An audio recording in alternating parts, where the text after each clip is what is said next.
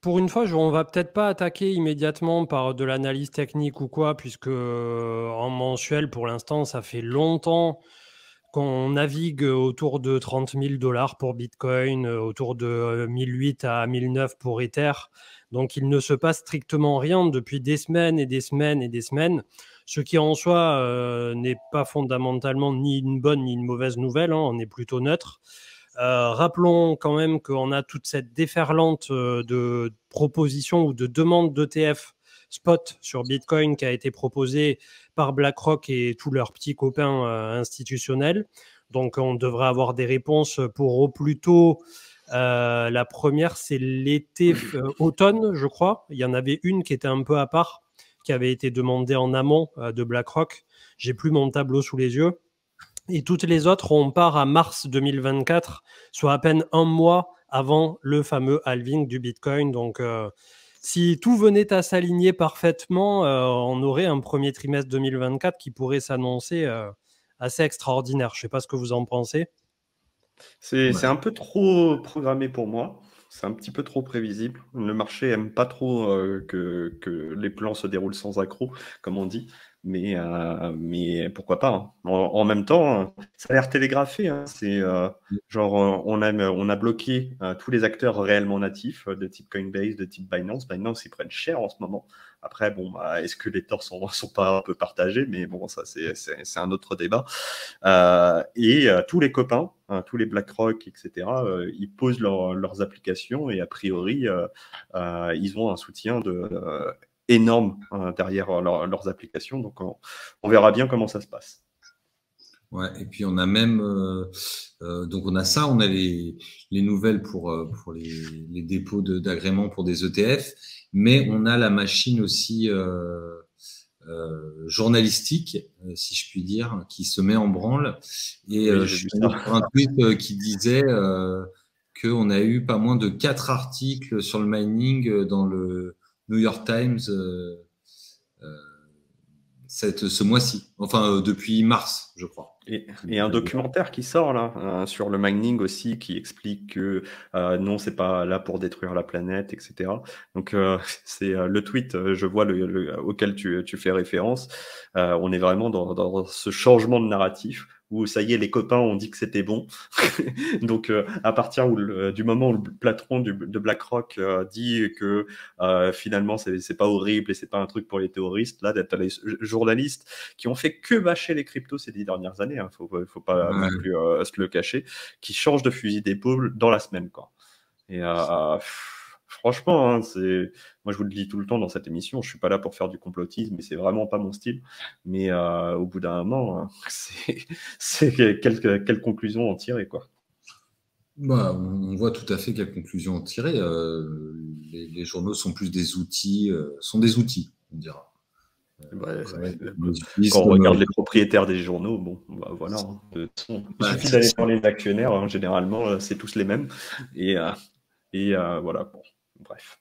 Bah, c'est ça. Et puis non, après ce qui est un petit peu plus préoccupant, mais bon, on va pas faire de politique, etc. non plus. Mais c'est aussi, j'ai lu pas mal de trucs sur le contrôle de réseaux sociaux en cas de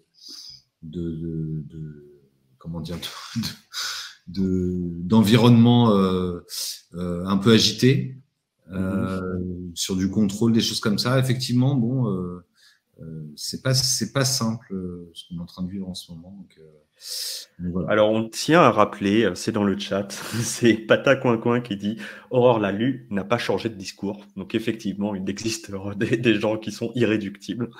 Donc, voilà, ils sont pas tous à suivre les narratifs qu'on leur dit. Donc, c'est pour le meilleur et pour le pire. On n'en est pas au même niveau d'avancement. Pas de complot global. C'est pas le même niveau d'avancement encore. Après, c'est pas on est prêt pour avoir une IA dans 5 ans, je vous rappelle. Pardon.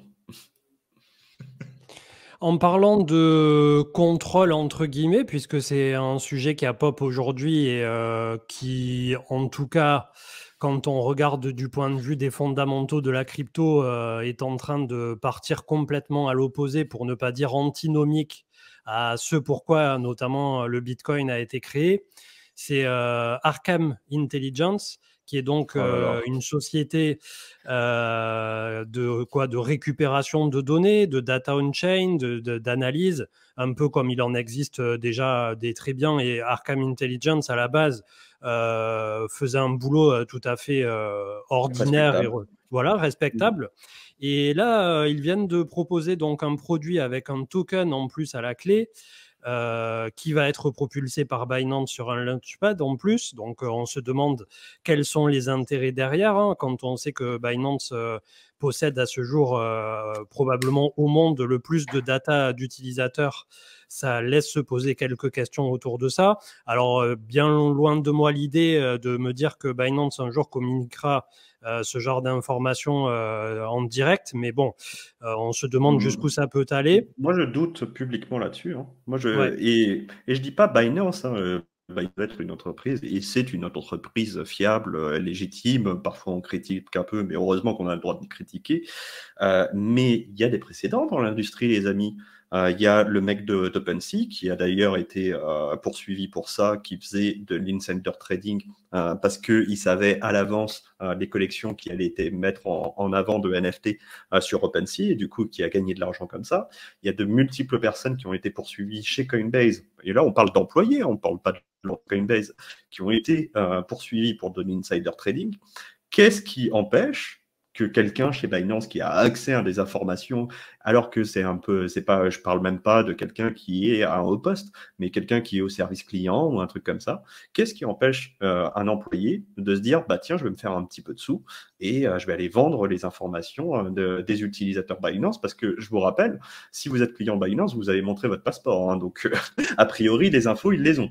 Et après, bah, il y a des entreprises qui gèrent les données sensibles, les données clients plus ou moins sérieusement, mais il y a forcément des employés qui ont accès à des informations sensibles. Est-ce qu'on est sûr qu'ils seront tous honnêtes pour toujours, quoi qu'il arrive, et qu'il n'y en aura pas un seul dans l'histoire qui sera tenté d'aller se faire un petit peu d'argent de poche sur ce type de plateforme? C'est vraiment en mode Far West et prime. En fait, il y aura comme des missions, des quêtes qui seront déposées directement sur leur marketplace, et quiconque aura les compétences ou les informations pourra participer en étant rémunéré.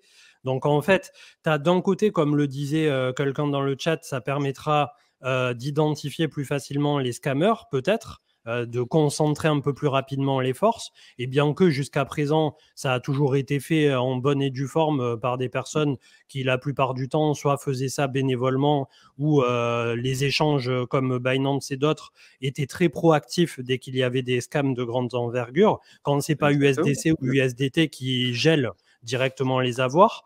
Mais là, par rapport à ce truc en vrai, à chaque fois que tous les échanges, à chaque fois qu'il y a eu un hack et que le hacker a eu la stupidité de déposer sur un échange où il s'est fait KYC, à chaque fois, l'échange, il n'est pas là pour aider le crime. C'est-à-dire que si vous êtes une entreprise, une entité, un projet qui a déposé une plainte, vous envoyez la plainte à Binance, Binance, il donne l'information immédiatement. Binance, ils sont pas là pour aider les criminels, hein. C'est pas du tout leur métier, et c'est la même chose pour Coinbase, etc. Donc cette plateforme-là, Arkham, ça va rien changer, puisque les vrais criminels, de toute façon, il y a déjà des modèles qui sont mis en place pour les récupérer leurs informations, les doxer, et faire en sorte que la justice se fasse. Donc là, en fait, on donne juste une plateforme pour que tu puisses aller dénoncer tes copains, tes petits camarades, et te faire et gagner 2-3 euros là-dessus, quoi. C'est vraiment, pour moi, c'est à jeter. Il y a tout à jeter. C'est pas vraiment ce qu'ils disent. Hein. Quand tu lis, là, je suis en train de relire leur post. Ils expliquent qu'il y a une demande significative pour l'analyse on-chain de la part de traders, d'investisseurs, de journalistes, de researchers et de protocoles. Donc, grosso modo, un service qui serait payant pour permettre aux autres de taffer moins fort, un peu moins, tu vois, parce que je vois pas vraiment l'intérêt en fait d'adosser un nom à un wallet, sauf si par exemple tu te dis ah bah tiens ça on va le suivre, c'est le wallet de Justin Sun, comme ils l'ont mis dans leur vidéo, et dire bon bah ce wallet là on le scanne, et puis dès qu'il fait un truc intéressant, au moins voilà, c'est facile à savoir, quoi. Donc ça fait moins de travail entre guillemets pour ceux qui vont aller investiguer un peu ce qui se passe. Et après, ils disent que c'est aussi pour tous les détectives en herbe qui participent à leur communauté, etc. Bon, j'ai vu quelques tweets aussi sur quelques détectives en herbe qui feraient mieux d'apprendre le métier avant de commencer à faire des tweets sur ce qu'ils ont cru trouver, quoi. Et en plus, comment on a une certitude absolue? Comment on sait que exactement cette C'est ça. adresse, c'est telle personne? C'est ça la problématique, c'est que tu vas pouvoir même, faire, en fait, des coups de bluff sur coups de bluff. Alors apparemment, ils auront un système de ranking où, après vérification communautaire, un mec qui raconterait de la merde une fois, 2 fois, 3 fois, il serait «exclu» entre guillemets. Ouais, Mais entre-temps, tu as le temps de sacrément, causer du tort à des personnes, qui auront rien demandé à personne, quoi, tu vois? Donc je sais pas. je partage En le fait, tweet le tweet dans le chat. moi, j'ai un exemple très concret, c'est que quand il y a eu l'affaire de Tornado Cash avec l'OFAC, etc., il y a quelqu'un, et moi je dis que c'est un activiste, hein, et clairement, pour moi, je lui en veux pas du tout. Hein, je pense que c'était la meilleure manière de mettre en avant l'absurdité de l'OFAC et du censorship à ce moment-là. Il y a quelqu'un qui a envoyé 001 Ether à plein de gens qui sont un petit peu connus dans l'écosystème, c'est ce qu'on a appelé les dusting attacks. Et du coup, ces Ethers venaient directement de Tornado Cash. Donc du coup, toutes nos adresses, et moi j'en faisais partie, sont identifiées comme des gens qui ont interagi avec Tornado Cash, parce qu'il y a des Ethers, effectivement, qui viennent de Tornado Cash qui se sont mélangés avec ces adresses-là. Et encore aujourd'hui, là, l'exemple le plus concret, c'est que très récemment, j'ai créé un compte chez Holy Held, qui est vachement bien, qui est une carte bleue virtuelle qu'on peut avoir, on peut mettre des cryptos et le charger des stablecoins contre des euros et les dépenser avec Google Pay. Franchement, c'est vachement bien. Mais au début, j'avais pas le droit d'avoir Holy Held parce que mon adresse, elle est flaguée comme un mec qui a utilisé Tornado Cash, donc la compliance, elle ne voulait pas de moi. Et plusieurs fois, j'ai pas pu accéder. Il y a, par exemple, MakerDAO, Olympus App, je peux pas me connecter sur l'application parce que l'application considère que j'ai utilisé Tornado Cash, donc ils veulent pas que j'utilise ce truc-là. Et en fait, moi, j'ai jamais utilisé Tornado Cash, et puis même si j'avais utilisé Tornado Cash, je fais partie des gens qui considèrent que la vie privée, c'est un droit et qu'il n'y a rien de mal à utiliser un protocole comme Tornado Cash. Je suis un dégât collatéral de ce type de pratique sur la base de bonnes intentions, on va aller doxer les gens, on va aller associer des adresses à des activités, et si on se trompe, il se passe quoi? Et il peut y avoir des dégâts collatéraux, et c'est ce qu'on appelle une pente glissante. Ah, clairement. C'est déjà ce qui arrive quand il y a des pseudo-procès sur Twitter et tout ça, hein.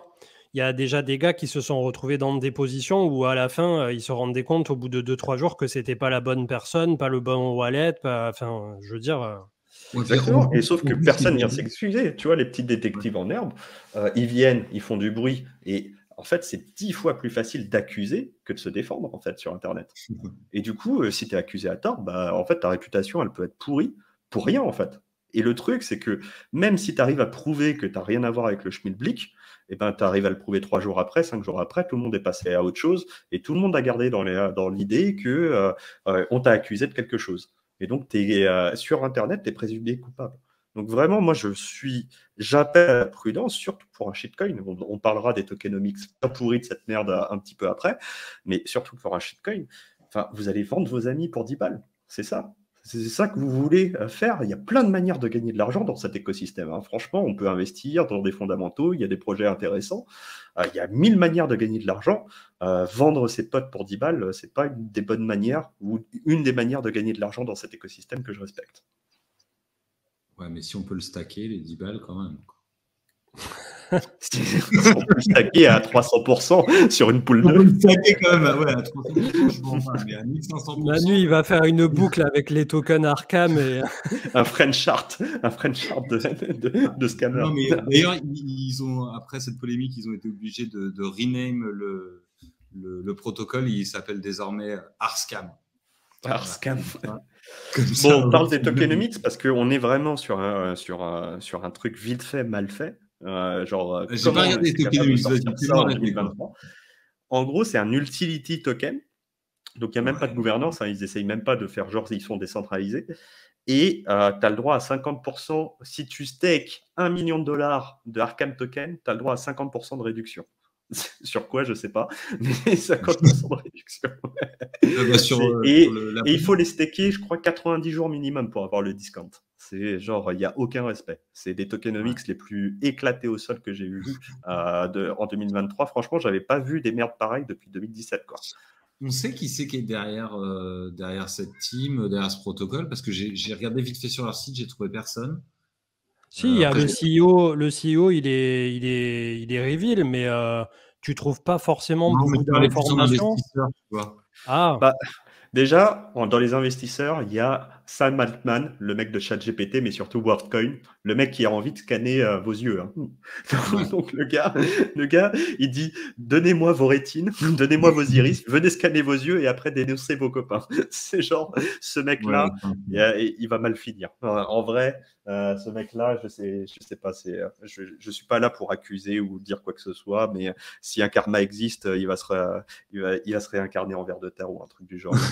Ben, moi j'étais à Aide Global à Lisbonne et j'ai vu le stand de WorldCoin avec les scanners de rétiniens, etc. Mais même pas en rêve, tu me payes, je vais le faire, quoi. Tu vois, c'était vraiment WorldCoin, la dystopie, c'était trop, c'était too much. alors, WorldCoin, en soi, ça pourrait être une bonne idée. Ça part d'une bonne idée, c'est-à-dire comment identifier des gens. Sur Internet, c'est impossible d'identifier les gens sans les doxer. Et c'est très facile de prétendre qu'on est 10 000 personnes, tu vois, et créer des faux comptes, etc. Et c'est vraiment un problème. On voit bien sur les réseaux sociaux, on peut plus poster sur Twitter sans qu'il y ait 100 000 comptes de scammers qui viennent faire des replies, etc. En soi, ça part d'une bonne intention, mais la manière dont c'est fait, c'est tellement crade que en fait, j'ai aucune confiance. Et pourtant, je connais des développeurs qui bossent chez WorldCoin, qui sont de très bons développeurs, qui sont de jeunes développeurs, et je n'ai pas de doute qu'ils ont, eux, de bonnes intentions, mais j'ai très grand doute sur les investisseurs qu'il y a derrière et sur ce CEO qui, pour l'instant, n'a pas prouvé ses bonnes intentions et il n'inspire pas ma confiance, en tout cas. Ouais, je te confirme que je pense la même chose et qu'il y a encore du travail à faire sur la privacy, sur les zero knowledge proof pour l'identité, etc. Et que si on n'a pas la solution tout de suite, c'est pas non plus, enfin c'est pas grave. Il y en a qui travaillent dessus et il faut être un petit peu patient et pas se précipiter sur des solutions qui ont l'air bonnes comme ça à première vue et en louchant un peu. mais voilà. Mais en soi, en fait, les zero knowledge proof, c'est ce que j'ai fait avec le Sysmo. C'était pour montrer un peu cette technologie. En gros, moi, grâce à Sysmo, j'ai vos adresses postales pour vous envoyer les swag packs, les colis, mais j'ai pas vos adresses, j'ai pas vos wallets. Donc, je suis incapable de savoir. Moi, j'ai juste une liste d'adresses et je suis incapable de savoir à qui j'envoie précisément, à quelles adresses. Je ne peux pas faire le lien entre vos noms et vos adresses postales et vos wallets sur Ethereum. Donc, il y a vraiment ces zero knowledge proof qui protègent votre vie privée. Alors là, c'est un petit peu bizarre, mais en même temps, pour envoyer des vêtements, pour envoyer et tous les trucs cool qu'il y avait dans le swag pack, parce que là, vous avez aimé, je garde secret et je laisserai les gens poster sur les réseaux sociaux si vous êtes content de ce que vous avez reçu, tous les trucs cool que vous avez reçus par la poste, mais j'étais obligé d'avoir les adresses postales, vos noms, etc. Sinon, où est-ce que j'envoie? Mais pour plein d'autres cas d'usage, en fait, c'est le contraire. C'est que je vais avoir les adresses et j'aurai jamais les informations personnelles des gens et c'est plutôt intéressant d'avoir ce genre de truc-là. Mais il faut bien le faire. Il faut bien le faire et le faire d'une manière qui inspire la confiance des gens parce que c'est tellement glissant. Tu peux tellement facilement faire du Tokyo Drift dans la dystopie qu'il faut faire attention, quoi. Et c'est aussi pour ça qu'on a un narratif qui, pour les années à venir, autour des zero knowledge, qui est important, et aussi au niveau des blockchains aussi, quoi. Que ce soit ZKEVM de Polygon, que ce soit ZK-Sync, des choses comme ça avec cette technologie qui va permettre au final alors je sais pas si on peut dire remplacer du Monero, peut-être pas, tu vois, mais peut-être que ça permettra quand même d'avoir des interactions qui soient quand même plus privées. C'est quand même le but. Après, est-ce que ce sera autorisé? En soi, le système de compte d'Ethereum, ça quand même, c'est une énorme connerie. en vrai. Et pourtant, on m'appelle l'Ethereum maximaliste, etc. Je travaille sur Ethereum. Mais il y a des choix de design d'Ethereum qui ont été complètement débiles. Et maintenant, on est obligé de vivre avec parce que la technologie est là et on est obligé d'avoir une certaine rétroactivité. On ne peut pas tout changer. Mais le simple fait que quand j'utilise Ethereum, imaginons que l'Ethereum ce soit le futur et les Layer 2 ce soit le futur, etc. Et que la monnaie que les gens utilisent dans leur Google Pay ce soit le stablecoin Go. Est-ce que j'ai vraiment envie, quand je paye 1 euro, 1,30 € ma tradition chez ma boulangère ou 1,50 € ma chocolatine ou mon pain au chocolat, ou là, je vais créer des guerres sur les réseaux sociaux là. Est-ce que j'ai envie que la boulangère ou le boulanger, il sache exactement tout ce que j'ai fait de mon argent depuis que j'ai cette adresse-là et combien j'ai d'argent sur mon compte? C'est complètement aberrant. Et pourtant, malheureusement, le système Ethereum, c'est comme ça que ça marche. Et on a besoin de solutions de vie privée, mais malheureusement, toutes les solutions de vie privée, enfin la solution principale de vie privée qui a été mise en place, elle a été interdite par les États-Unis et mise sur les listes de l'OFAC. Et nous accueillons Valentin Demey. Salut Val. Je sais pas si Salut Marc, bonjour à tous. Salut. Tu vois, j'ai trigger les gens exprès et tu as vu dans le chat, là, c'est le grand débat. Et vous savez que j'ai découvert il n'y a pas longtemps que certaines personnes en France disent croissant au chocolat. Est-ce qu'on peut se mettre d'accord 5 minutes et un peu bâcher ces personnes? Parce que autant chocolatine, pas au chocolat, bon, ça va, hein, c'est un débat, mais on est dans le cadre de la civilisation, mais croissant au chocolat, c'est un dérapage. Bah, l'autre fois, dans une boulangerie, là où je vais jamais, j'étais dans un petit village, il y avait croissant au chocolat à l'ancienne. Et en fait, Oula. je pense que c'est un truc qui se faisait avant. C'est-à-dire, c'est le truc qui ressemble à rien, mais franchement, c'est trop bon. Comme si ça avait été fait par un gosse à qui tu donnes de la pâte, tu vois, qui le roule sur lui-même. Il y a plein de pays où ils font les pains au chocolat dans des croissants. Ouais. Tu les achètes tout prêts, etc. Moi, je suis allé à l'étranger, j'en ai très souvent vu. C'est pas des pains au chocolat, c'est des croissants qui fourrent au chocolat. Bon, après, c'est pas vraiment un croissant parce que c'est dégueu. C'est pas vraiment au chocolat parce que le chocolat il est dégueu. Mais ça a la forme.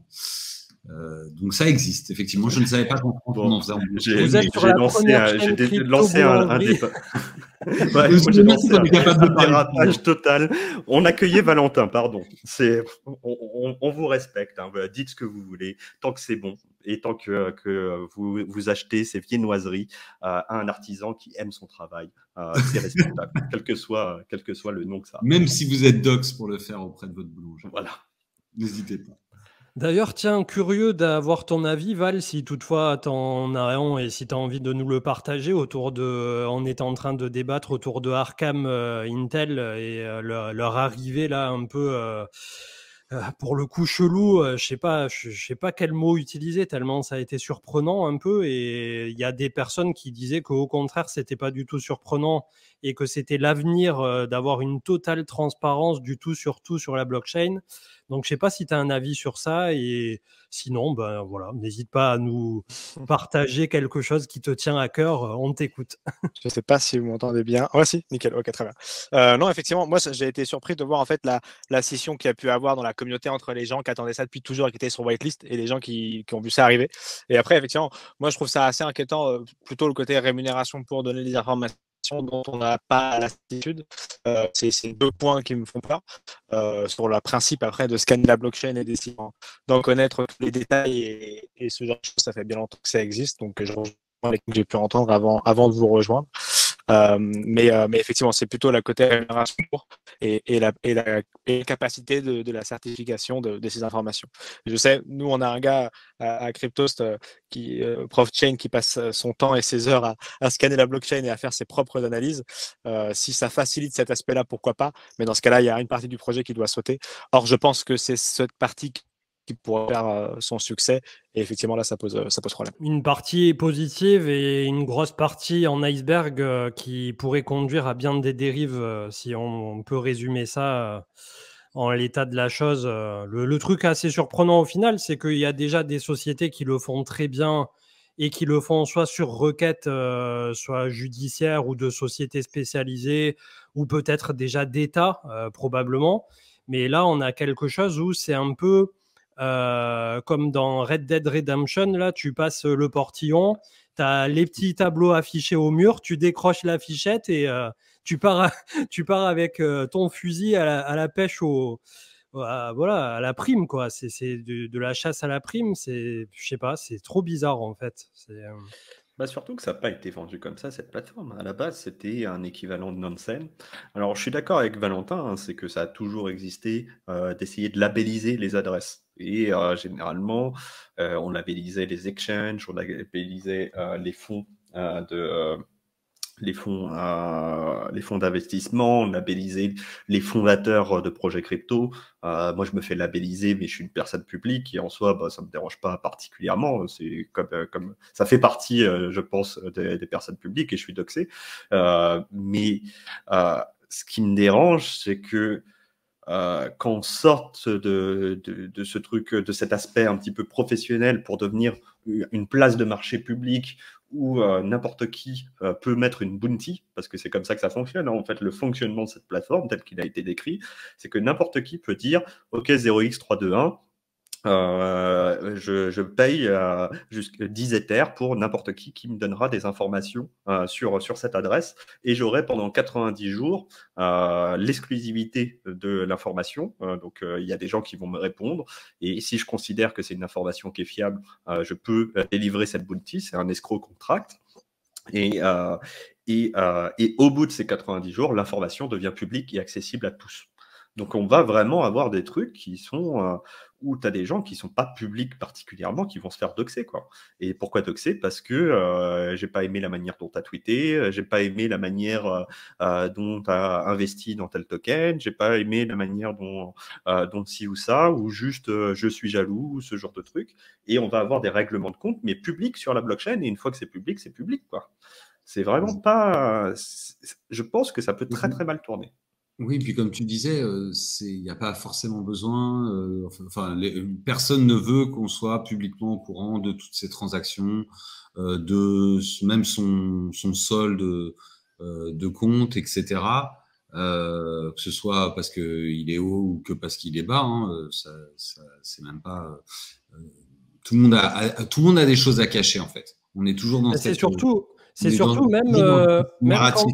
quand tu pars d'un wallet, admettons un wallet comme Marc qui a un wallet public, voilà, qui a déjà circulé, tu peux faire une map très bien faite de tous les wallets qui ont été en contact ou quoi que ce soit, mais même à partir d'une adresse connue publique, tu sauras jamais qui est derrière chaque adresse. En fait, tu as des ramifications qui partent absolument partout, que ça soit en DeFi, que ça soit vers les sexes, que ça soit peu importe vers qui, et tu pourras jamais savoir qui possède quoi. Moi, j'ai déjà envoyé de l'argent à quelqu'un depuis un échangeur centralisé, et le gars, il a regardé par curiosité, il me dit « Mais tu as 180 millions ?» J'ai dit « Ben non, c'est une adresse d'un échangeur centralisé. » Et tu vois, c'est des trucs à la con comme ça, mais où tu as des gens qui peuvent t'inventer une vie, en fait, en pensant avoir de l'information, sauf que l'information, tu n'arriveras jamais à savoir exactement qui fait quoi derrière ou qui a quoi. Mis à part, comme disait Marc tout à l'heure, quelqu'un qui bosse dans un échangeur et qui te doxerait de A à Z avec tout ton pédigré et tout ça, quoi. Mais bon, là, on atteint un degré encore qui est, d'un point de vue juridique et pénal, voilà, ça devient de... Qui a les informations? En vrai, qui a les informations à part les plateformes centralisées? C'est-à-dire, moi, mes informations personnelles, je suis pas client de Binance, donc a priori, ils les ont pas. Mais j'ai mes informations et j'ai donné mon passeport à plusieurs plateformes parce que il faut bien acheter des cryptos ou vendre des cryptos à un moment. Donc forcément, ces informations, elles existent. Moi, je suis une personne doxée, donc c'est pas forcément un problème pour moi. Mais il y a plein de personnes qui sont anonymes et qui n'ont pas forcément envie qu'on donne leurs informations. C'est arrivé il y a pas longtemps ou un peu au roi des détectives de l'écosystème, la Zach XBT, qui s'est fait doxer par Machi Brother dans le cadre d'une procédure juridique. Je pense que vu que cette personne est un contre-pouvoir de l'écosystème, bah, c'est un net négatif que son nom et sa tête, elle soit complètement connue de tous, parce qu'il n'y a pas que les gens qui ont des bonnes intentions. Et en fait, être anonyme, ça protège. Être anonyme, ça protège et c'est un contre-pouvoir. Ça permet de donner des informations, de critiquer les gens qui ont une position d'influence et de faire en sorte qu'il y ait des contre-pouvoirs. Franchement, c'est indéfendable pour moi. Mais Valentin, il est sûrement plus au courant que moi, mais je sais que quand on a des sources en journalisme ou des choses comme ça, on peut ne pas donner ces sources, ou quand il y a des trucs judiciaires, j'imagine peut-être qu'il y en a qui peuvent être au courant, mais les noms ne sont pas portés au dossier, ou etc. On vérifie la véracité, mais on doxe pas les gens. C'est quelque chose en plus qui existe déjà dans la société actuelle, l'anonymat, quoi. Certifié, j'ai envie de dire. Protégé. Oui, effectivement, d'un point de vue journalistique, la protection de la source, ça fait partie intégrante du métier. Et c'est vrai que tous les jours, bon, à Crypto, c'est pas forcément parce qu'on n'est pas Mediapart ou tout autre journaux qui peuvent porter des allégations compliquées pour un cercle restreint. Mais c'est vrai que tous les jours, dans ces médias-là, il y a des tentatives d'intimidation ou même des tentatives juridiques pour faire tomber le secret de la source. Et là, c'est le contre-pouvoir journalistique ou même ce qui est écrit dans la loi qui protège les sources parce qu'ils sont protégés d'une certaine manière, même si cette protection recule chaque année un peu plus au profit de la surveillance généralisée. Mais effectivement, c'est un statut journalistiquement parlant dans les médias qui existe. Là, on s'en écarte, et encore une fois, totalement, on est à l'opposé, puisqu'on va, comme Marc l'a dit, comme CM, tu l'as dit, on vient faire un bet sur la sortie d'un nom vis-à-vis d'une adresse. Et en fait, effectivement, puisqu'il y a deux cas de figure, la figure où c'est une mauvaise information, mais elle est impossible à dire que c'est une fausse. Donc, CM, tu as 180 millions et on va venir te chercher pour les prendre. Et dans l'autre, c'est quelqu'un qui est gay, à plein de carrières, va faire retrouver la personne qui a fait ça. Donc, oui, ça. Moi, j'entends plus. Je crois que un peu, Val. Val a été censuré. Là, pas tout. C'est un complot. Ça y est, il y a Arkham et tout. Et derrière Val. Arkham a infiltré le réseau. Je répète, Arkham est proche du réseau Cryptost. Attention. Non, mais en tout cas, on a vu des sales histoires d'enlèvement, de trucs comme ça, de kidnapping, etc., pour des sommes plus faibles que 180 millions, hein, j'entends. Donc effectivement, ça reste quand même un peu flippant dans un écosystème où on sait qu'on est dans l'absolu, pour les cryptos qu'on a, même si on a pris des sécurités, de la sécurité, on sait qu'on peut être atteint pour atteindre facilement ces cryptos. C'est plus facile de braquer quelqu'un que de braquer une banque dans ce cas-là, dans l'absolu. Donc effectivement, tous les outils. Il y a eu des précédents. On rappelle ce qui est arrivé, heureusement. C'est pas allé très loin, mais c'est déjà assez inimaginable et difficile à considérer que ce soit déjà allé aussi loin. Mais avec Asher l'année dernière, ou il y a 2 ans, où il y a quelqu'un qui est directement venu jusqu'à chez lui, quoi. Et c'est assez choquant, quoi. Ouais. Non, tout à fait. Donc ça, il va falloir faire attention à vous, hein, mes cocos. Hein. Là, il reste moins de 700 irréductibles. Vous êtes au courant, quoi. Bref. La vie privée, c'est un droit. Tout à fait. Et mettez une part dans la gueule de tous ceux qui vous disent qu'ils n'ont rien à cacher. Parce que... Ouais, c'est vrai que ça, c'est vraiment le pire argument. Ça, ouais. Rien à cacher. Ouais, voilà. Mais si vous avez rien à cacher, vous avez rien à craindre. Ça, c'est vraiment le fond du trou, quoi. C'est la raclure. La raclure des arguments, franchement, mais vous avez le droit de mettre des gifles. Hein. On vous pardonnera là-dessus. Hein. Si vous sentez ça dans le monde réel, n'hésitez pas. Bon, alors, qu'est-ce qui... Bon, il ne s'est pas passé que Arkham non plus cette semaine. Ça, c'était le sujet un peu du jour. Il y a des choses qui vous ont marqué On a eu un petit rebond, je crois que c'était entre la semaine dernière et cette semaine au niveau de la DeFi un peu aussi. Ça avait l'air de se réveiller. Je sais pas s'il y a eu des sujets en particulier sur le domaine ou des Pas avancées. particulièrement, mais il y a effectivement, on sent que l'ETCC va être le lieu de toutes les annonces. Les rumeurs se font pressantes de plus en plus sur pas mal de projets. Donc ça me semble assez cohérent que, en fait, les gens ont beaucoup travaillé pendant le bear market, en tout cas les vrais, les projets solides, et je pense que ça s'est vu, et que la différence entre les projets solides et pas solides, pour ceux qui ont fait leur devoir, c'est assez vu. Que les marchés sont un petit peu moins dépressifs que ce qu'on a vécu pendant plus d'un an là, et les projets mettaient... on va avoir plein de gens qui ont beaucoup travaillé pendant les 12 derniers mois et qui vont sortir des choses pendant les CC. Donc, notamment dans la DeFi, je m'attends à ce qu'on ait énormément d'annonces de nouveaux produits. Je confirme. Hein. Rien que à mon niveau, j'ai des trucs qui arrivent jusqu'à moi, qui sortent. J'ai beaucoup de connaissances qui attendent au final ETHCC pour divulguer des nouveautés. Je pense que ça va être une conférence très intéressante et haute en annonce, quoi, effectivement.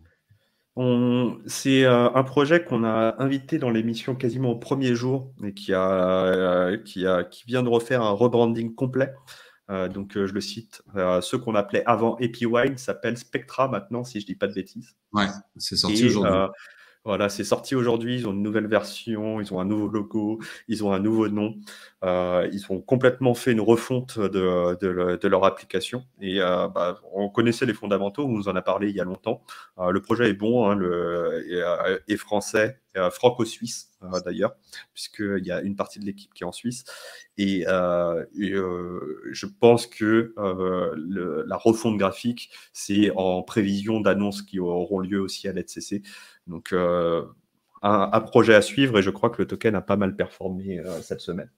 Mais ça, c'est... je crois qu'ils avaient annoncé à l'avance qu'aujourd'hui, ils allaient faire la refonte. Donc, si vous aviez fait vos devoirs, c'est pas une opportunité que vous aviez mis de côté. Ouais, tout à fait. Il y a eu ça, donc la refonte d'EpiWine. On a eu aussi, j'ai vu qu'il y a... Spectra. Il faut les appeler comme ça maintenant. Ah oui, Spectra, oui. J'ai pas encore pris le prix.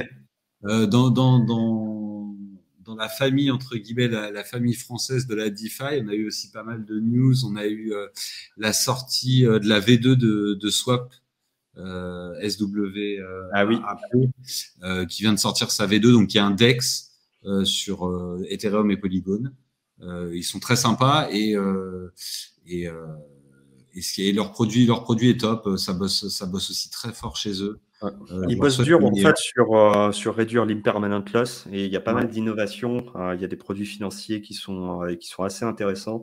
On les a jamais accueillis sur l'émission. Cyril est français, du coup francophone. Je pourrais les inviter dans l'absolu. Franchement, il faudrait qu'on les invite. En plus, il y a la V2, donc il y a une occasion. Donc essayons de les contacter pour faire en sorte qu'ils nous présentent tout ça.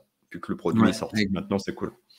Ouais, on a quoi d'autre? On avait aussi l'airdrop et la sortie du token de Maverick, qui était peut-être plutôt semaine dernière, mais qu'on n'a pas couverte. Donc un airdrop Maverick qui est une alternative à Curve, à Balancer, à Uniswap V3, et qui en fait a une nouvelle approche sur la manière d'apporter de la liquidité. C'est du stable swap, mais pas que. Et on peut designer vraiment, c'est le meilleur d'Uniswap V3 et le meilleur de Curve rassemblés, et le meilleur de Balancer rassemblés dans un même protocole. Ils ont un système de tokenomics qui est pas délirant, dans le sens où qui est assez innovant et qui a des bonnes idées. Pour moi, ça fait partie des projets à suivre. Après, on est sur un marché qui est très saturé. Curve, c'est un mastodonte de l'écosystème sur les stable swaps, surtout que maintenant, ils ont leur stablecoin, le CRV USD, et il y a tous les convex, il y a énormément d'investisseurs qui ont misé sur l'écosystème Curve. Balancer, ils ont de l'innovation de leur côté. Ils ont aussi un écosystème avec Aura, StakeDAO, etc. Et ils ont l'innovation des smart pools. Est-ce qu'il y a de la place pour un troisième gros acteur? Bien sûr, il y a Uniswap, donc un quatrième gros acteur. Ça, c'est la grande question. Mais en même temps, l'innovation est présente. Donc, c'est clairement un projet à suivre. Le volume est quand même assez énorme sur Arbitrum, sur Maverick. Et effectivement, ils ont sorti une tokenomics avec un VE modèle, donc à voir. Et tu citais StakeDAO, ils ont sorti aussi un locker pour ceux qui connaissent un peu comment ça fonctionne, et un locker sur le MAV, et donc Après, qui permet aussi d'avoir des rewards. J'ai pas vu la fully diluted valuation, mais je crois que c'était un petit peu surévalué à mon goût. Mais après, bon, on sait jamais. Ouais, c'est possible. Après, Ah ouais, on va ça voir fait. comment ça paye. Oh non, Quoi. c'est en train de se calmer. Là, il a fait Ouais. moins 10%, parce qu'il avait été un petit peu hypé à mon goût. À sa sortie, il était à un demi-centime, ouais, pour une circulation. Ah non, ça va de Il y a eu un launchpad Binance aussi. Hein. Donc, Ouais, 1 milliard de valuation. Oui, oui, il était à 1 milliard de valuation dès la sortie, et ça me semblait un peu élevé par rapport à la réalité du produit tel qu'il existe aujourd'hui, sa TVL, son nombre d'utilisateurs, son volume et les fees qui sont générés. Là, on est sur une capitalisation à 100 millions. Si je crois CoinGecko, on est sur quelque chose qui me semble un petit peu plus cohérent. À voir. Après, c'est. Non, 700. Ouais, bref. Faites vos propres recherches là-dessus. C'est pas un conseil en investissement. Je pense qu'il est encore un peu immature, mais ça fait partie des projets qui sont dignes d'être sur la liste des devoirs à faire. Ouais, tout à fait. Et franchement, et là, au final, on vous parlait en disant il y a pas mal de news qui vont tomber à ETHCC. Vous voyez déjà celles qui commencent à tomber juste avant. C'est déjà pas mal. Là, on a parlé juste en plus de 3 protocoles avec des Français dedans. Hein. Donc, des trucs qui sont un peu proches, des gens qu'on connaît, etc. Si le monde entier suit, puisque je veux pas croire quand même qu'il y a qu'en France qu'on se bouge le cul, ça risque d'être un grand cru. Hein. Ouais. Ouais. Et l'ETHCC, il y a énormément de talks. Ça va être de grande qualité. Malheureusement, c'est le plus frustrant quand on va en conférence et qu'on ne peut pas tout voir. Mais vous inquiétez pas, tout sera sur YouTube. Il y aura des replays, il y aura les gens, nos amis journalistes et nos amis médias qui nous reporteront sur le plus qualitatif de ce qui a eu lieu sur la conférence. Et aussi, si je vous le rappelle, même si vous n'avez pas réussi à avoir un ticket, allez à l'ETHCC. C'est-à-dire vous ne pourrez pas rentrer sur le lieu de l'événement, mais il y a tellement, en fait c'est l'ETHCC Week, il y a tellement d'événements autour, il y a tellement de vie autour du lieu de l'événement, que allez sur place en fait, allez sur place, rencontrez les gens, discutez, apprenez, élargissez votre réseau, faites vos devoirs sur place. Rencontrer les gens aussi, parce que c'est toujours bien de voir les gens que vous voyez sur les réseaux sociaux, mais en vrai, et avoir une discussion d'humain à humain, c'est quand même plutôt pas mal. Et si vous êtes francilien, c'est-à-dire si vous êtes en région parisienne, vous n'avez aucune excuse. Et franchement, vous devez y aller. Enfin, si ça vous intéresse, si l'écosystème Ethereum, si l'écosystème des applications décentralisées vous intéresse, bien sûr. Je vous mets le lien pour aller trouver tous les side events dans le chat. Ouais. Vous pouvez vous inscrire. Il y a plein d'événements gratuits. ETHCWeek.fr. Et 99% des événements sont gratuits. Hein. Ouais, c'est ça. La conférence Ethereum à la mutualité, c'est payant. Il n'y a plus de tickets, etc., etc. Mais il y a énormément de journées, de soirées. Enfin, il y a moyen de bouffer de la blockchain si vous avez envie et de rencontrer du monde. Et matin, midi et soir. Ouais. Et puis aussi de prendre des alphas, quoi. Et de boire des verres aussi à l'occasion. Mais pas trop, avec modération, parce que c'est quand même long. Et puis ça enchaîne, quoi. Je vais peut-être en profiter qu'on a Valentin aussi pour te poser la question si tu nous entends toujours par rapport à l'avancée de Cube et cet incubateur qui devrait permettre en France de faire avancer les choses. Je ne sais pas si tu avais 2-3 petites infos ou même un petit alpha à nous pousser. J'en profite de côté-là. C'est vrai qu'on ne tape pas souvent, mais c'est toujours super intéressant. Et notamment pour ceux qui nous écoutent ce soir, vous avez l'interview. C'était avec Mounir de Finari, c'est ça, si je ne dis pas de bêtises. Je l'avais mis sur Twitter il y a 2-3 jours. Une très très bonne interview et une belle overview, j'ai trouvé, de l'état du marché crypto. Donc par rapport à Cube, est-ce que voilà, tu as les derniers déroulements de cet incubateur, et même si tu veux en 2-3 phrases le résumer pour ceux de l'auditoire qui ne le connaîtraient pas encore. Ouais, carrément. Est-ce que vous me réentendez bien ou pas? Impec. Excellent. Bah, effectivement, on a lancé il y a quelques semaines avec une partie de mes associés sur Cryptost une nouvelle aventure, parce que Cryptost ne suffisait pas, qui était de lancer un incubateur accélérateur qui a vocation à devenir à partir de l'automne le plus gros d'Europe, avec une centaine d'entrepreneurs qu'on va accompagner sur 2 verticales, donc l'incubation pour des jeunes projets qui n'ont pas beaucoup de CA et qui se lancent tout juste, et des projets qu'on va accélérer qui ont plus de CA. Effectivement, on a lancé ça il y a 1 mois et demi, parce que le temps passe vite. On a eu 150 candidatures à date de la semaine dernière. Donc des choses assez solides. Il y a vraiment un peu plus d'un tiers des choses qui étaient solides. On est en train de prendre contact avec les projets et d'échanger avec eux pour essayer de comprendre un petit peu tous les enjeux et leurs attentes. Et effectivement, on va ouvrir à l'automne dans un lieu qui est en train de se terminer, de se mettre en place. Et effectivement, on va accompagner sur. Il y a une moto qui fait du bruit à côté de moi, j'espère que vous l'entendez pas trop. Non, ça va. Ça va, trop bien. Et effectivement, ouais, l'idée étant d'accompagner ces gens-là. Donc il y a un paquet d'intervenants extérieurs à la crypto qui seront là, parce que le but, c'est aussi de faire tomber le mur entre le monde traditionnel et le monde du Web3. Et puis il y a nos traditionnels du Web3 qui seront également là. Il y aura malheureusement, puisque je n'ai pas pu faire sans l'invité, Mark Zeller, voilà, qui sourit déjà. Alors. Il sait déjà que c'était pour lui la balle perdue. Et moi, j'ai accepté de me déplacer dans des endroits interlopes, Angers. On est bien loin de la civilisation, hein, vraiment. Je crois qu'ils disent pas au chocolat à Angers, d'ailleurs. Hein, faut traverser la diagonale du vide. Ah là là, ils disent pas au chocolat, ils sont bien élevés. On est bien élevés à Angers, la première ville de France où il fait bon vivre. Qu'est-ce que vous en pensez dans le chat? Donnez-moi vos impressions. Attention, parce qu'après, on parlera de la ville de Lyon. Oula. Non, mais effectivement, il y a Marc qui sera un de nos mentors. Et parmi les advisors, il y a Yvan Delatour, que je crois que vous en avez parlé beaucoup de fois sur ces émissions-là. Le blockchain lead à BPI France, il y a Owen, il y a Faustine Fleuret, la présidente de la DAN. Et voilà, l'idée, c'est de faire vraiment le navire amiral de l'innovation du Web3 en France, un rayonnement de l'Europe, surtout avec Mika qui arrive dans quelques temps, financer les boîtes, les structurer, les propulser à l'échelon européenne. Depuis Angers, puisqu'effectivement ma ville de cœur a remporté l'adhésion unilatérale de ma part, mais c'est bon, j'ai réussi à ramener tout le monde par là-bas. Donc ça suffira, même Marc va traverser toute la France, figurez-vous. Capitale de la blockchain, Angers, quoi. Et avec plaisir, puisque les gens qui sont angevins, qui étaient présents, sauront que ce n'est pas ma première fois. Ce ne sera pas ma première fois à Angers. J'ai été venu pour un meet-up spécialement sur ton invitation, Valentin, qui était plutôt sympa, et on avait passé un bon moment avec la communauté après le meet-up. Dans un bar du coin, il faisait un peu froid dans mes souvenirs, que c'était l'hiver, et là on va pouvoir y retourner dans des temps plus cléments, j'imagine.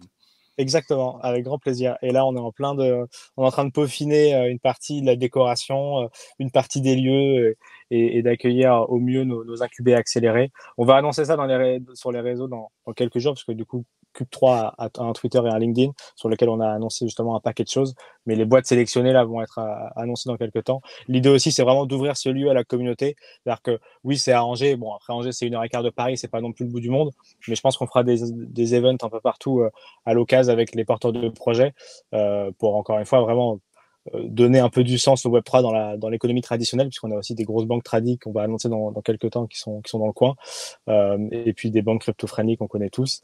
Et pareil, au niveau des métiers qui peuvent utiliser la blockchain, le Web3, les mettre dans les métiers du quotidien, c'était vraiment ce qui me tenait à cœur. Donc voilà, Cube3 à partir de l'automne, pour essayer d'apporter sa pierre à l'édifice du Web3, ça va être assez intéressant. Et je suis très content d'avoir Marc et tout l'écosystème autour de ce projet qui me semblait nécessaire, et que je suis très content de porter désormais.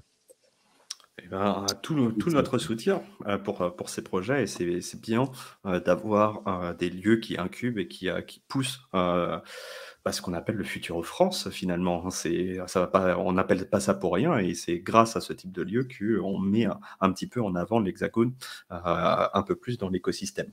Alors je sais qu'il y a plein de gens qui nous écoutent qui ne sont pas français mais francophones, mais on a le droit de dire un petit peu cocorico de temps en temps quand même. Mais on les associe quand même, parce qu'ils parlent français. On les apprécie quand même, hein, bien sûr, hein, tous les francophones. Non, on les associe carrément.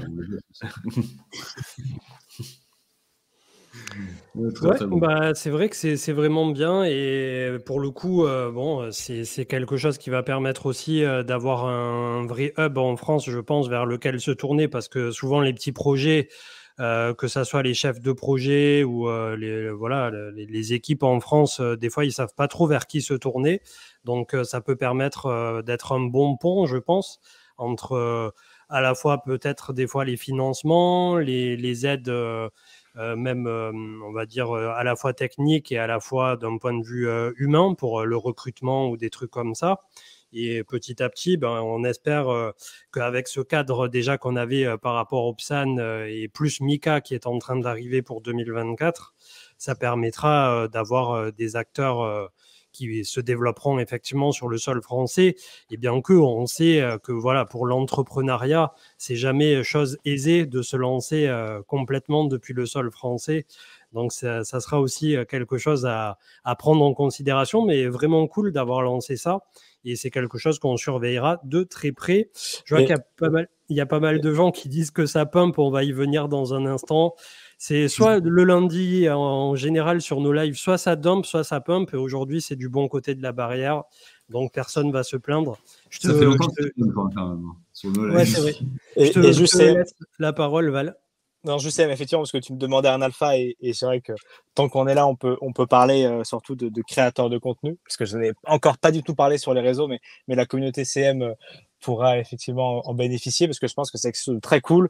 Il y a, je voulais absolument dans ce lieu-là, en plus toi, d'accompagner les créateurs d'entreprises, faire encore un peu ce qu'on sait faire avec crypto, c'est-à-dire de l'accompagnement aussi dans la démocratisation de l'écosystème.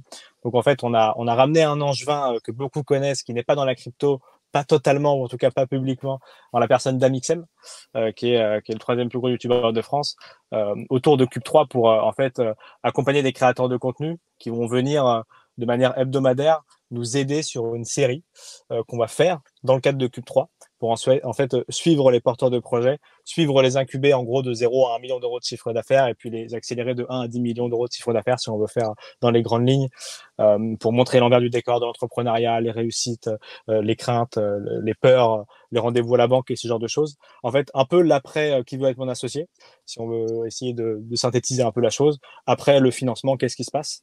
Et effectivement, Maxime sera autour de ce projet-là et des créateurs de contenu qui viendront aussi expliquer ce qu'on va voir dans cette série. Donc voilà, un des gros acteurs étrangers que je disais tout à l'heure, qui sera autour de ce projet-là pour continuer d'apporter du sens à l'entrepreneuriat en France, et de démocratiser encore un peu plus le Web3. Donc voilà pour une petite alpha que tu souhaitais, mon cher CM. Ouais, super cool. Et c'est vrai que ça démontre aussi l'envie de pas mal de personnes de s'impliquer. Et puis effectivement, Amixem, c'est quand même un bon morceau hein, pour le YouTube Game. Donc super cool et super hypé aussi de découvrir tout ce que ça va pouvoir amener derrière. Donc voilà, il n'y a plus qu'à, comme on dit. Exactement. Est-ce qu'on parle pour clôturer? On aura fait le truc à l'envers du Bitcoin qui est à 31 000 et qui était encore ce matin à 30. Est-ce que ça vaut le coup? Pour moi, c'est un range. Et les amis, dézoomer. Alors, certes, on est une émission hebdomadaire et quasi quotidienne sur la partie YouTube, donc on est forcé de commenter, etc. Mais bon, il était à 31 il y a 3 jours, à 30 il y a ce matin, à 31 ce soir. Ça s'appelle un range, quoi. Ça monte, ça descend. C'est pas des mouvements de 2% qui vont changer votre vie, sauf si vous êtes un day trader. Mais si vous êtes un day trader, vous jouez à un jeu dangereux que 99% des gens perdent. Donc faites votre DCA, les amis. Hein. Si vous pouvez mettre 50 balles de côté par mois et les mettre dans les cryptos, vous achetez 50 balles de Bitcoin tous les mois et vous allez battre 99% des gens qui font du day trading. Et j'étais en train de voir que les actions dont on avait parlé en fin d'émission ce matin pour toute la galaxie élargie du mining continuent de pump également. Donc, je ne sais pas si c'est annonciateur de quelque chose en particulier. MicroStrategy aussi, qui a 408 $, voire 410 en post-market. Ça a l'air de pas mal s'arracher hein, sur le daily du côté de, on va dire, la galaxie crypto élargie. Les institutions se placent leur billes et en fait, ils placent leurs ETF, ils placent leurs billes.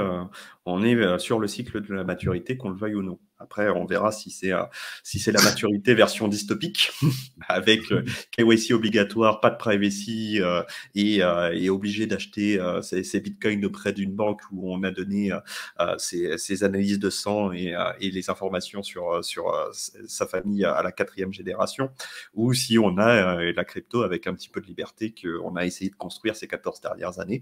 On verra bien, mais dans tous les cas, le prochain cycle, ça y est, c'est fini l'enfance et c'est fini l'innocence. Là, on rentre dans le dur, on rentre dans la maturité et on est parti pour de vrai. Ouais, ça va être un cycle assez spécifique.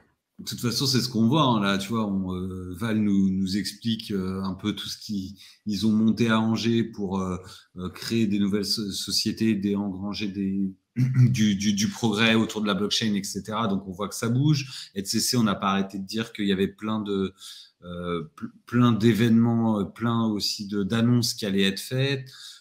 Côté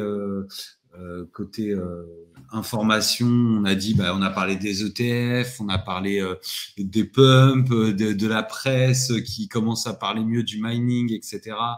Il y a plein de news qui font que le retournement par rapport au bear market a été plus ou moins fait. Que là, je pense qu'on peut dire qu'on est dans la phase d'ennui. Hein. Je vois qu'on est 638 au pic. Franchement, on a rarement été aussi entre nous, j'ai envie de dire. Donc les vrais survivants, et puis c'est le mois de juillet aussi, hein, donc on pardonne ceux qui sont en train de dîner tranquille. Mais voilà, mais pour dire que ça continue et que à mon humble avis en tout cas, ça risque d'être encore quelque chose qui va nous surprendre dans les mois, années à venir. Et puis, les amis, il y a plein de tokens qui ont doublé de leur valeur par rapport au bottom. Et pourtant, personne n'est revenu, hein, comme tu as dit, on est encore entre nous. Hein. Donc, comme d'habitude, en fait, malheureusement, les cycles ne profitent pas à la majorité. Donc, quand on sera à 3000, 5000 personnes sur cette émission et pas 630 comme actuellement, sachant que 630, c'est énorme par rapport à nos confrères qui continuent de faire des lives. Il y en a plein qui ont arrêté, hein, et on leur souhaite de revenir quand les marchés seront plus cléments et si ça les remotive, parce que c'est toujours bien d'avoir une diversité des créateurs de contenu. Mais déjà, 630, c'est énorme par rapport à la francophonie. Mais c'est assez peu par rapport à ce que ça pourra être quand les marchés redeviendront euphoriques. Mais en fait, la moitié de l'opportunité, elle est déjà arrivée, puisqu'on a déjà fait x2 depuis le bottom sur beaucoup d'actifs, certains actifs encore plus que ça. Alors, il y a forcément, si les marchés redeviennent aussi, il y aura d'autres multiples à faire, mais il y a toute une partie des opportunités qui ont déjà eu lieu, en fait. Oh, je te trouve un peu dur là. Moi, je dirais effectivement que oui, il y en a qui ont raté des x2 pour éviter de faire des divisés par 2, mais qui reste encore de la marge. Et après, en prenant... Oui, il y a de la marge. En faisant attention, etc., on sait que de toute façon, la prochaine dinguerie va vraiment être dingue, quoi. Le super cycle est pas si loin que ça, si je puis dire.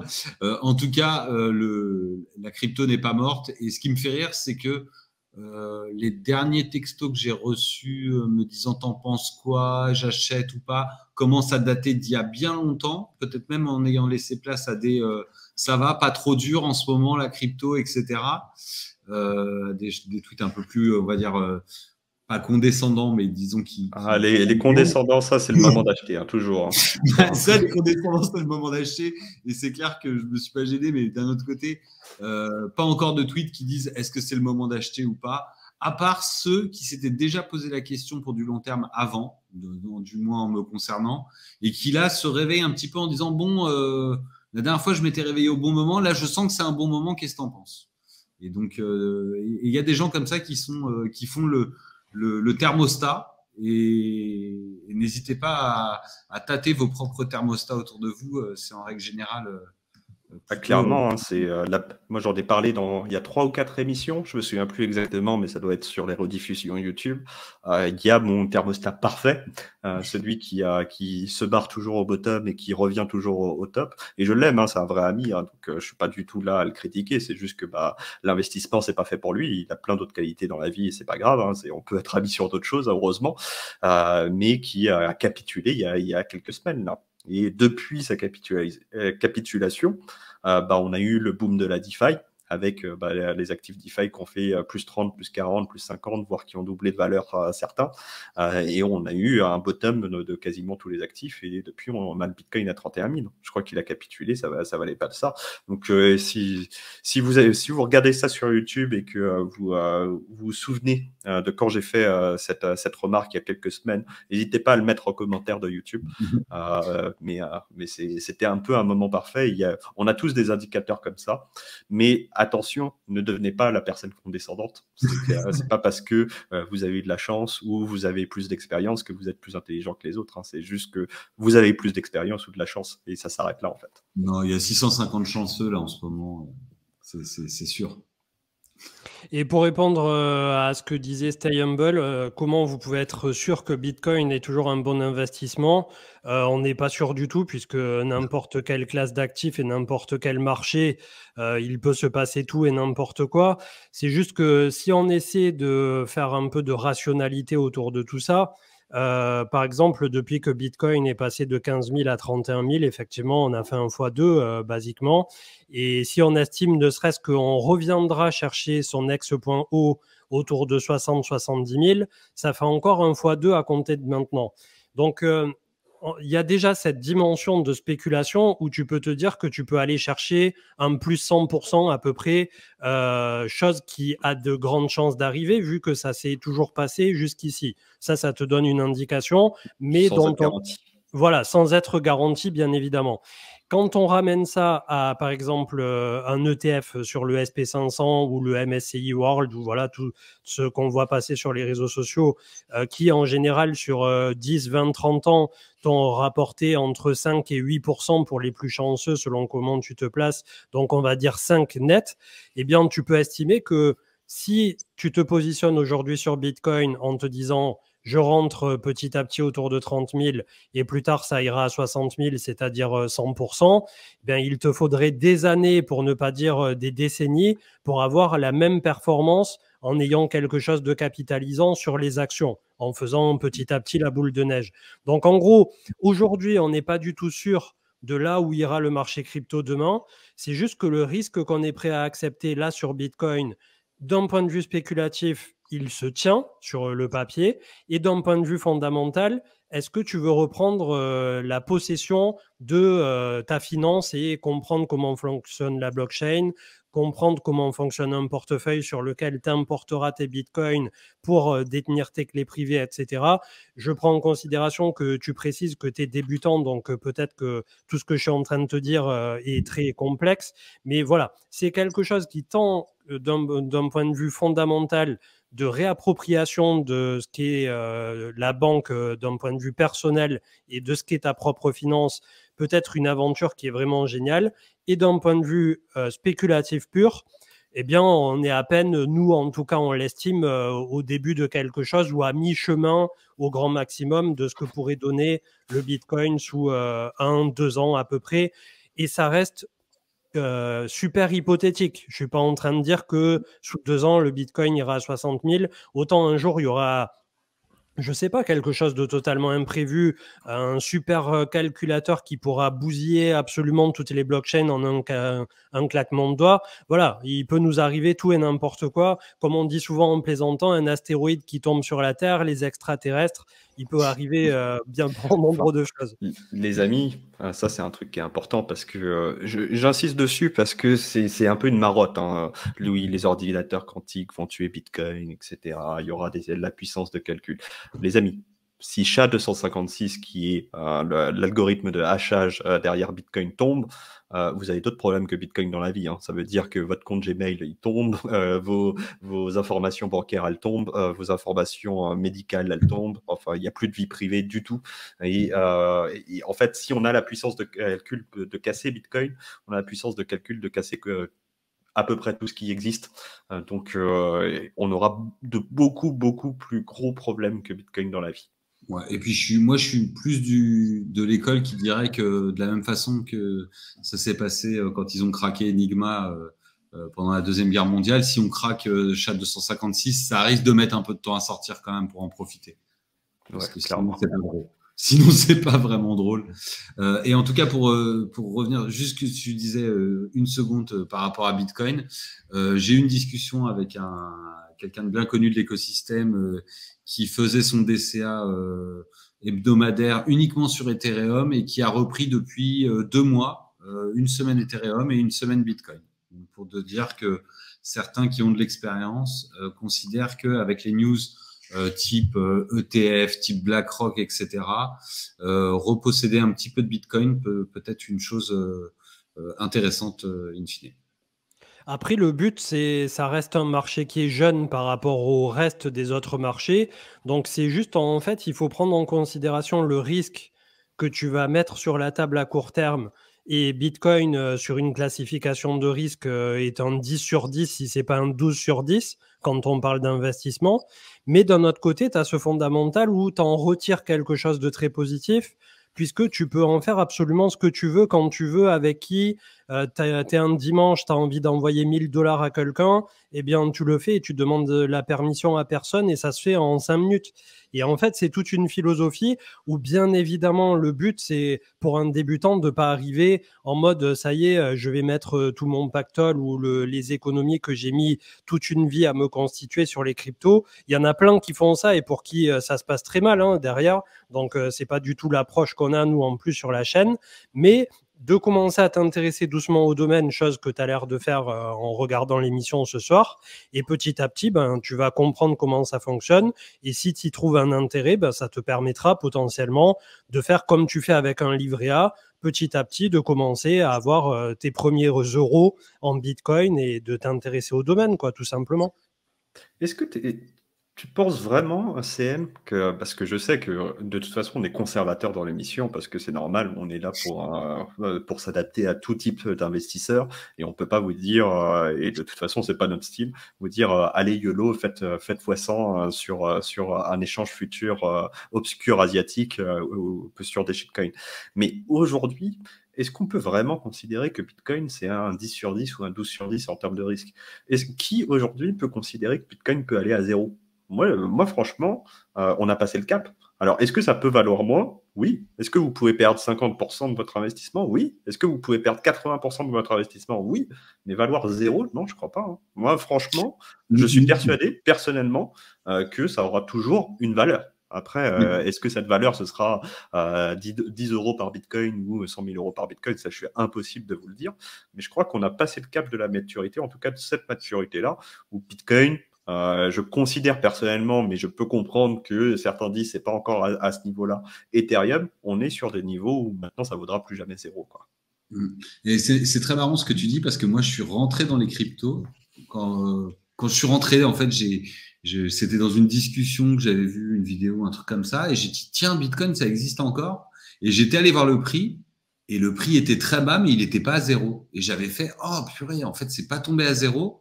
Ah ben en fait, c'est que c'est pas une arnaque en fait. Et c'est ce qui m'avait fait acheter mes premiers bouts de Bitcoin là-dessus, justement parce que je m'étais dit si ce truc-là, après tant d'années, est pas tombé à zéro, c'est qu'il y a quand même quelque chose derrière au final. Sinon, ça serait déjà tombé à zéro depuis longtemps, comme on l'a vu sur plein de Ponzi ou plein d'arnaques. Après, c'est pas le cas de tous les coins, clairement. Bon, après, il y a des coins qui vont pas à zéro parce que c'est très difficile d'aller réellement à zéro. Il faut vraiment qu'il y ait un rug pull absolu, qu'il y ait zéro liquidité, etc.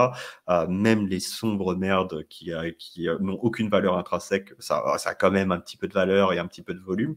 Mais il y a des coins qui peuvent tomber très bas et très vite. Et ces coins-là, elles sont moins matures. Clairement, un actif DeFi, si le protocole se fait hacker et qu'il n'y a plus un euro dans le protocole, la valeur intrinsèque du token, à mon avis, c'est pas grand-chose. Hein. Sauf si il y a vraiment des moyens de récupérer, mais généralement, la valeur intrinsèque du token, elle tombe très très vite et le token vaut vraiment plus grand-chose. Et ça, ça vient aussi avec la maturité des choses. Quel est le risque que ça arrive? Le risque que ça arrive sur Bitcoin, a priori, il est zéro. Le risque que ça arrive sur un protocole qui est sorti il y a 6 mois et qui vient de lancer son token, le risque, il est beaucoup plus élevé. Et ça, c'est à vous, en tant qu'investisseur, de définir votre profil de risque et de définir aussi les ratios de votre portfolio que vous êtes prêt à aller exposer au risque.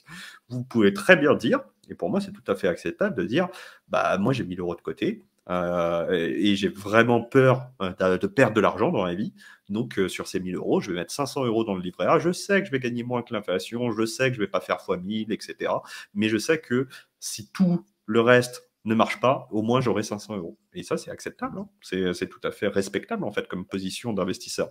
Mais vous pouvez dire aussi, par contre, il y a 100 euros, je m'en fiche. Shitcoin Casino, je suis prêt à tout perdre et je suis prêt à faire du levier sur des échangeurs centralisés. Je suis prêt à aller acheter les moindres shitcoins sur Uniswap, etc. Mais je sais que cette partie de mon portfolio, je suis prêt à tout perdre. Donc, je suis prêt à prendre des risques. Et en fait, si vous faites ce travail, c'est ça aussi faire ses devoirs, si vous faites ce travail d'identifier combien vous arrivez à épargner tous les mois, combien sur cette épargne vous avez envie de mettre dans le développement de votre patrimoine, et dans ce patrimoine que vous développez, quelles sont les tranches de risque que vous voulez appliquer dessus et ce que vous voulez faire avec ce patrimoine, vous êtes au-dessus de 99% des gens et vous mettez les maths de votre côté. Ça ne veut pas dire que ça va marcher, hein, mais vous mettez les maths de votre côté. Ouais, et d'ailleurs, c'est marrant parce que quand tu parles des actifs qui partent à zéro, mais qui valent pas vraiment zéro, etc., ça me fait penser d'un truc qu'on n'a pas parlé, mais qui est quand même arrivé la semaine dernière, c'est le hack final du bridge multi-chain. Et on a pas mal de blockchains qui utilisaient ce bridge pour bridger des assets. Alors, je vais pas rentrer dans les détails de comment fonctionnent les différents types de bridge, etc. J'ai retweeté un article dessus la semaine dernière, donc allez regarder si vous voulez. Mais en tout cas, on a pas mal de blockchains qui se retrouvent avec des assets, donc par exemple des USDC, du Bitcoin, de l'Ether, etc., qui en fait valent rien. Parce que le bridge s'est fait hacker. Et donc ça aussi, ça fait aussi partie du risque et ça fait aussi partie des risques inhérents à aller sur des technologies un peu nouvelles. On parle beaucoup ici de Bitcoin, d'Ethereum, qui sont des blockchains qui sont stables, où le risque de blockchain est moindre, mais ce risque qu'on peut avoir au niveau des assets qui sont bridgés, on l'avait déjà vu au niveau de Solana, avec le saut BTC, le saut Ether, etc., qui n'était pas backé, etc. Voilà, il faut aussi être conscient de ce genre de risques qui peuvent vous impacter, alors que le protocole sur lequel vous êtes, il n'y a pas de problème. D'aller sur ces layer 1 alternatifs qui ont tous fait moins 99%, qui n'avaient pas de valeur intrinsèque, qui étaient des copier-coller d'Ethereum, et qui ont ces bridges, parce qu'on vous rappelle, Harmony, si vous aviez de la thune sur Harmony, ciao, bye bye. Ronin, bon allez, Ronin, c'est un peu un cas particulier puisque c'était le jeu Axie Infinity et on ne peut pas vous reprocher que vous aviez envie de jouer aux jeux vidéo, à ce jeu qui était Play to Earn en soi. Mais c'est le même principe, hein. C'est Ronin Bridge, et là multi-chain avec FTM et d'autres tokens comme ça, Wormhole avec Solana. Est-ce que ça vaut vraiment la chandelle, c'est les alternatives layer 1? Maintenant qu'il y a tellement de layer 2, maintenant que vous avez, si vous voulez vous amuser, vous avez Polygon, vous avez zk-Sync, vous avez zk-EVM, vous avez Optimism, vous avez Arbitrum, vous avez Linea bientôt, vous avez Métis, vous avez énormément de layer 2, et c'est pas du tout les mêmes bridges, hein. C'est pas le même système, puisque ce sont des vrais layer 2, et du coup, ils viennent se notariser sur le layer 1, avec l'exception de Polygon sur la POS, où là, potentiellement, il y a un risque aussi, comme ces autres blockchains. En fait, le ratio risque-avantage potentiel, pour moi, il n'est pas du tout rémunérateur. Donc, je vois pas ce que vous faites à aller trader dans ces lieux un petit peu chelous, quoi. Surtout que la plupart de ces layer 1, ils ont déjà un token, ils ont déjà eu des investisseurs. Donc, il n'y a même pas d'airdrop à aller fermer. Allez jouer sur zk-Sync et choper l'airdrop comme tout le monde. Je vous mets dans le chat le tweet si ça vous intéresse, le sujet des bridges. C'est un article que j'ai coécrit la semaine dernière et qui est intéressant au niveau un peu technique sans être trop prise de tête. Il y avait deux questions intéressantes. C'était Vanke qui demandait les cas d'usage pour la blockchain, à part les cas d'usage financiers. Est-ce qu'on voit des utilités dans les milieux industriels? Il y en a un qui m'est venu à l'esprit direct quand j'ai vu ton message. C'était par exemple Morpheus Network qui permet via UPS, FedEx et quelques autres boîtes qui sont déjà sur le créneau d'augmenter significativement l'efficacité et l'efficience de tout ce qui est transport et notamment pour les denrées périssables qui ont besoin d'une transparence et de data en continu accessible partout, tout le temps et avec le moindre frais au niveau de cette utilisation. Donc ça, par exemple, la supply chain, ça peut être un truc qui demain sera révolutionné potentiellement par la blockchain. Après, tu as tous les cas d'usage aussi de tout ce qui peut être notarisé. Donc, on va dire au niveau de la justice peut-être. Tu as tout ce qui est aussi données de santé, mais il y avait des gens qui étaient pour, des gens qui étaient contre. Donc après, des cas d'usage industriel, on peine encore à les voir parce que la majorité des projets se concentrent la plupart du temps pas sur les bons aspects. C'est surtout la spéculation, hein, on va pas se le cacher, qui remporte 90% du temps l'attention du grand public. Mais derrière, il y a quand même petit à petit des choses qui se construisent dans l'ombre, dans le dur. Et je pense que ça mettra peut-être, je sais pas, 5 ans, 10 ans de plus à trouver des cas réels d'application dans la vie de tous les jours. Le jour où la blockchain sera tellement transparente qu'on n'en parlera même plus, un peu comme pour Internet, hein, finalement. À ce jour, tu demandes à quelqu'un qu'est-ce que TCP/IP, HTTPS et tout ce qui va bien, il y a quasiment personne qui saura te répondre. Et pourtant, au quotidien, tu es content d'ouvrir ton Google et de parcourir tout Internet. Voilà, donc il faut qu'on en arrive à un stade où on n'aura plus peur d'utiliser les wallets déjà, de se faire pirater, la sécurité, la facilité et la transparence. Et les cas d'usage, ils sont déjà là. C'est juste que on peine encore à passer le stade de proof of concept pour aller vers quelque chose de pleinement opérationnel, si je puis dire. Pour moi, il y a deux cas d'usage à la blockchain qui sont réellement importants et le reste, c'est du blabla. Après, je sais que tout le monde ne sera pas d'accord et c'est pas obligé que j'ai raison de toute façon et heureusement que chacun peut avoir son avis. Mais le cas d'usage numéro un, c'est la finance. Parce que, en fait, Bitcoin, c'est l'invention de Satoshi Nakamoto. C'est que dans le monde numérique, il est impossible, normalement, de prévenir le fait qu'on puisse copier-coller ce qu'on veut. Et du coup, avoir quelque chose d'unique numérique, ça n'existait pas de manière aussi bien faite qu'avant le protocole de Satoshi Nakamoto qui a donné Bitcoin. Et cette cas d'usage-là, ça a permis de créer les monnaies numériques. Ça a permis de créer Bitcoin, qui est la première application, entre guillemets, grand public de la blockchain, et qui est pour moi une révolution totale. Et en soi, la finance, c'est utile. Hein. Moi, je sais, il y a beaucoup de gens qui se disent le capitalisme, c'est mauvais, l'économie, c'est mauvais, etc. Mais en même temps, vous aimez bien payer votre loyer, avoir un boulot et contribuer dans une société qui fonctionne. Et a priori, l'huile dans le moteur, ça s'appelle l'argent. Hein. Donc, tout le monde participe à l'économie à sa manière. Et c'est pas quelque chose de ni bon, ni particulièrement bon qu'il faudrait vénérer, ni qui particulièrement faudrait détester. Ça fait partie de comment les choses fonctionnent. Et la finance en soi, c'est un énorme cas d'usage. Et s'il y avait que ça, moi, ça m'irait. Hein. S'il y avait que la finance décentralisée, ça m'irait. Il n'y a pas de souci, parce que il y aurait toujours besoin de se financer pour aller faire des choses ailleurs. Et il n'y a pas de souci là-dessus. Et surtout, il y a de tels gains d'efficience grâce à la blockchain par rapport au monde de la finance traditionnelle qui est là pour vous arnaquer en tant que particulier et en tant qu'entrepreneur, que rien que ça, moi, ça m'aurait suffi en fait. Et le deuxième cas d'usage, moi je le vois grandir de plus en plus, c'est avec l'intelligence artificielle. On peut produire n'importe quel contenu immédiatement sur n'importe qui et créer de fausses identités numériques et on peut générer exactement votre voix rien qu'en écoutant en ayant passé 1 minute avec vous au téléphone et en ayant enregistré la conversation. Il peut générer votre voix et c'est indistinct, c'est très très proche de la réalité. Quelqu'un qui regarde des vidéos peut générer votre visage et faire des deepfakes. Et en fait, la progression sur ce pan-là, elle est exponentielle. C'est-à-dire qu'on aurait parlé de ce qu'on est capable de faire aujourd'hui sur ChatGPT, qui est pourtant un produit grand public. Hein, ce n'est pas le plus avancé de la technologie. Il y a 2 ans, les gens ne nous auraient pas cru. Et pourtant, aujourd'hui, ChatGPT, c'est dans les mœurs. Je l'utilise tous les jours pour travailler, etc.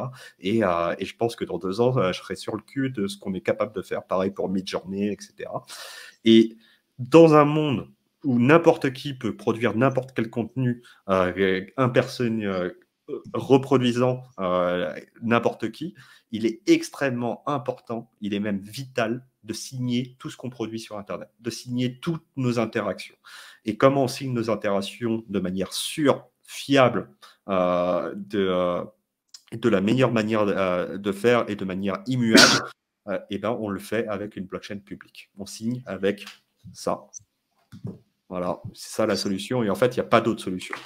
Et les blockchains publiques servent à ça. Et pour moi, c'est le deuxième cas d'usage. Mais je ne sais pas comment on fait de l'argent avec ça, très personnellement. Il y avait aussi quelqu'un qui disait la tokenisation d'actifs du monde réel. C'est vrai que ça aussi, ça a l'air d'être... Ouais, c'est de la finance. Ça a l'air d'être voilà, un sujet assez costaud hein, pour tout ce qui est blockchain.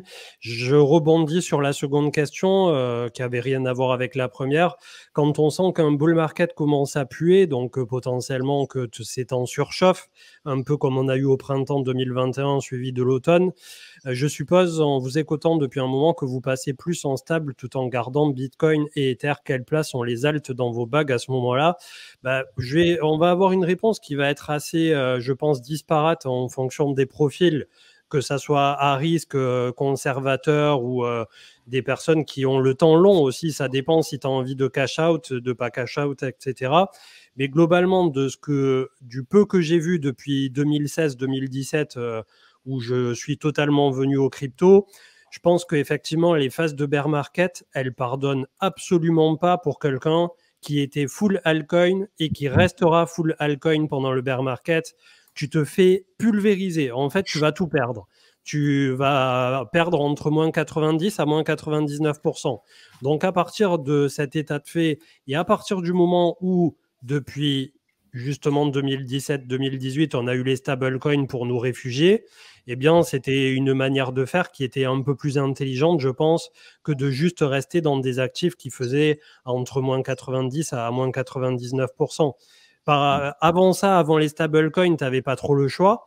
Et il y a eu tous les hacks qu'on a connus avec Mt. Gox en tête de liste et des gens qui ont perdu des fortunes astronomiques.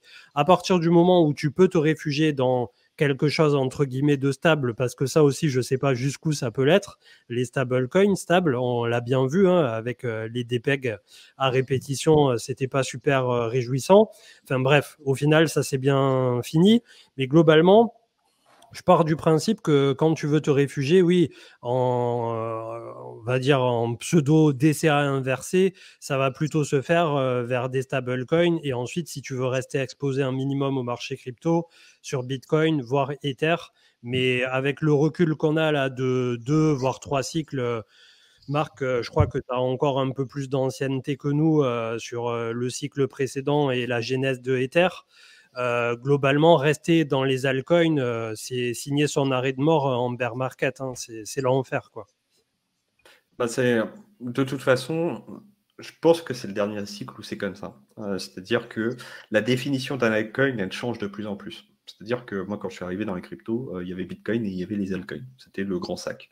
Maintenant, c'est difficile. Enfin, à part si vous allez sur les rats du front, peut-être que vous en trouvez 2 ou 3 Biarritz au détour du casino pendant le mois d'août, pendant Surfing Bitcoin. Vous en croisez encore 2 ou 3 des comme ça. Hein. Ça fait partie d'une espèce qui s'éteint, mais c'est toujours bien d'aller voir un petit peu ce qui se passe de ce côté-là.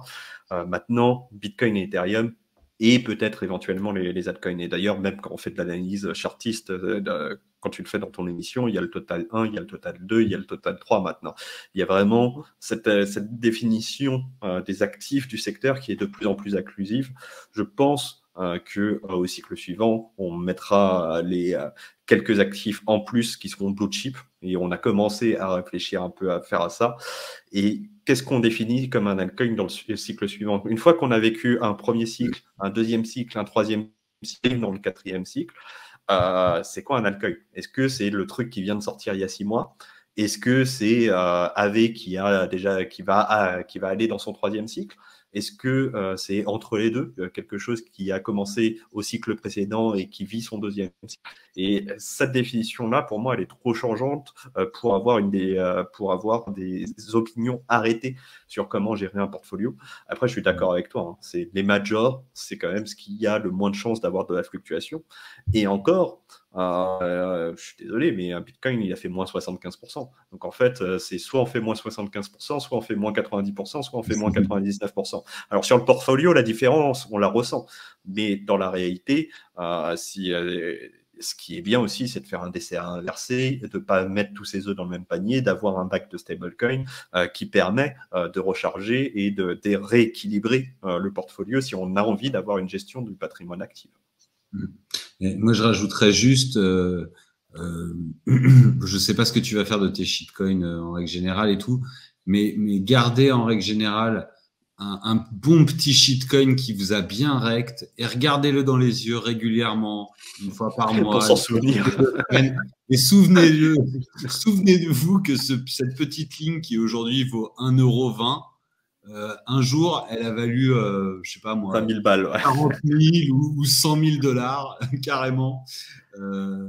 Et je vous dis ça parce que je l'ai fait aujourd'hui même. Je suis retombé sur un wallet et j'ai vu un shitcoin qui restait là et je me suis dit, toi, mon coco, je te vends pas, mais j'ai bien retenu la leçon avec toi, quoi. Je pense que ça nous arrive tous. Hein. Moi, ça m'arrive à chaque cycle. Hein. Je ne citerai pas de nom pour pas fâcher les gens, mais il y a des trucs que je considère, et même parfois je considère encore hein, comme qualitatifs, mais qui ont fait moins 99% et qui ont peu de chances de se relever. Est-ce qu'on cite un projet français qu'on a reçu en airdrop et qui a fait un vrai moins 99% Est-ce qu'il a des chances de se relever pour moi, qualitativement, c'est d'un point de vue intrinsèque, c'est vachement bien. Après, le token, je ne sais pas s'il se relèvera ou pas. Hein. Mais c'est ça l'investissement. Et moi, j'ai gardé 100% de mon airdrop. J'aurais beaucoup de mal à retrouver les chiffres que ça valait aujourd'hui du airdrop. Hein. Mais c'est comme ça, c'est la vie. Je pense que dans le chat, vous savez de quoi je fais référence. Tant mieux pour vous. Hein. Vous êtes bien perspicace, vous avez fait vos devoirs. Mais ce n'est pas une attaque sur le projet. Le projet, moi, je l'utilise quasiment tous les jours. Hein. J'utilise Paraswap pour trader des tokens.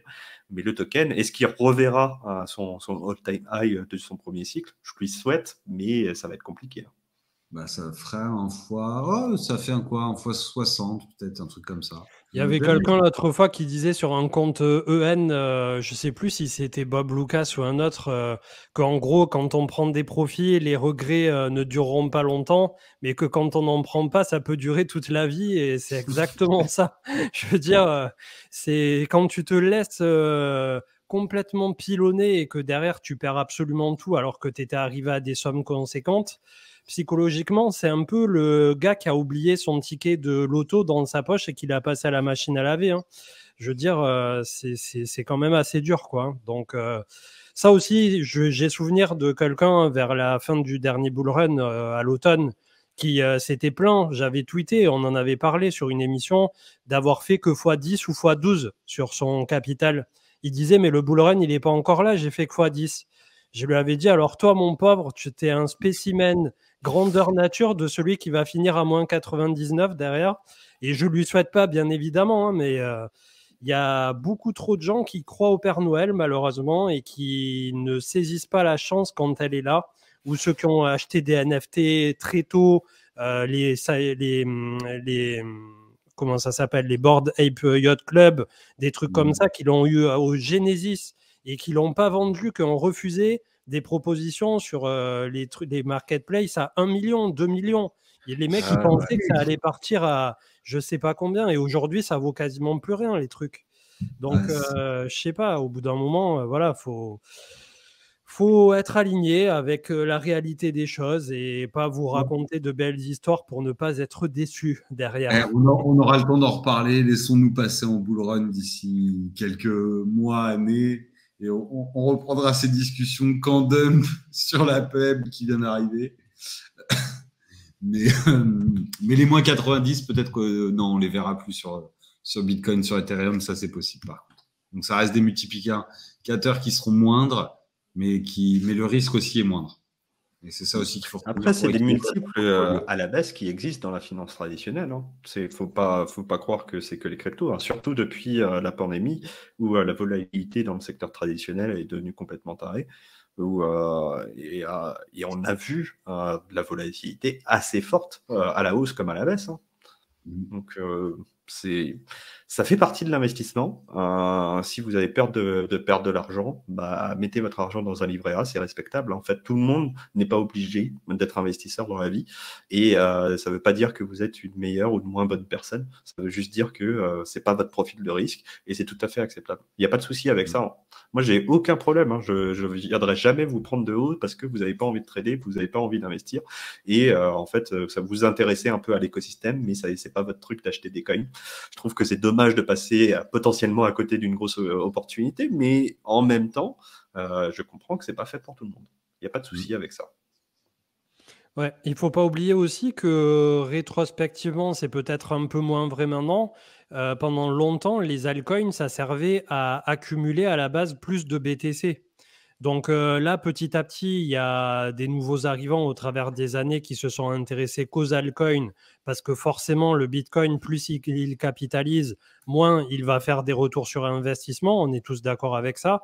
Et c'est vrai que quand on est à 30 000 aujourd'hui, si psychologiquement on se projette à 100 000 au prochain cycle, ça sera déjà un petit miracle. Et si un jour ça arrive au-delà, eh bien tant mieux. Et si ça s'arrête avant, eh bien ça sera aussi quelque chose à prendre en considération. Donc je peux comprendre qu'un débutant qui arrive avec 100 balles ou 500 balles sur le marché crypto, il n'a pas envie de juste voir ces 100 balles multipliées par deux. Il a ce rêve de se dire bah, peut-être que, comme d'autres avant moi, je pourrais faire des grosses performances.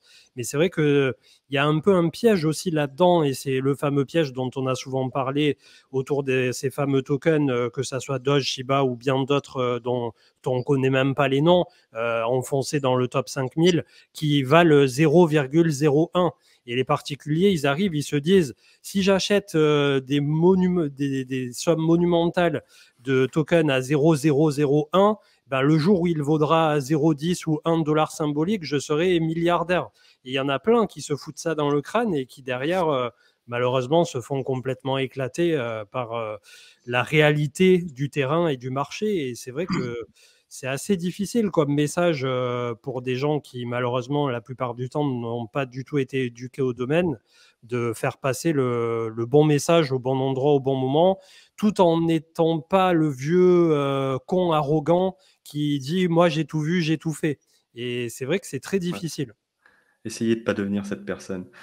Et Valentin, du coup, quel est ton conseil en investissement, bien sûr, qui n'est pas un conseil en investissement? Je sais pas, je ne fais que regarder les tiens et les reproduire, Marc, tu sais que. Bien sûr. Comme ça, si ça marche, c'est grâce à toi, et si ça ne marche pas, c'est de ma faute. On va faire un ETF synthétique Marc MSCI Marco. Je regarde à travers l'application très récemment sortie, le portefeuille de Marc, et puis je fais du copy trading sur son portefeuille récemment doxé sur cette application magnifique. Non, mais ça, c'est merveilleux. Non, mais effectivement, moi je suis assez d'accord avec ce qui a été dit, et même ça m'a permis d'intellectualiser des choses que j'avais pas forcément pris le temps de faire. Mais ce qui est certain, c'est que moi, d'ailleurs, CM, tu parlais de l'interview que j'ai eu l'occasion de faire chez Mounir de Finari, là, qui est une application trop stylée, qui permet justement de suivre l'ensemble de ces portefeuilles. C'est que déjà, on a tous probablement 10 portefeuilles chacun, et on ne sait même plus qu'on a une crypto dans celle-ci ou une crypto dans celui-là, et du coup, c'est un enfer. Donc déjà, c'est de regarder un petit peu tous les actifs qu'on a et de prendre des positions en fonction.